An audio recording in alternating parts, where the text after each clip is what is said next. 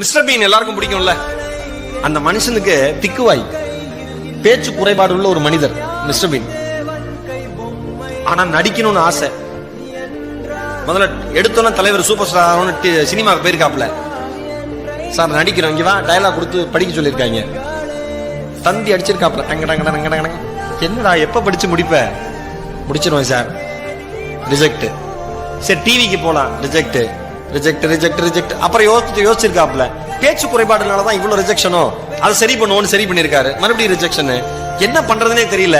இவனுக்கு எவனுமே சரிப்பட்டு வர மாட்டான், நம்ம திறமை நாம தான் அந்த உலகத்துக்கு காமிக்கணும்னு அவரே ப்ரொடக்ஷன்ல, ஓன் ப்ரொடக்ஷன்ல சிம்பிளா மிஸ்டர் பீன் ஒன்று ஆரம்பிச்சிருக்காரு.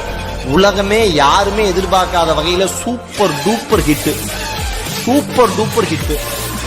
அந்த மனுஷன் இன்னைக்கு, அந்த மனுஷனுடைய சொத்து மதிப்பு மினிமம் 1000 கோடி இருக்கும். ரிஜெக்ஷன் இருந்தாதான் வாழ்க்கையில நமக்கு சந்தோஷம்.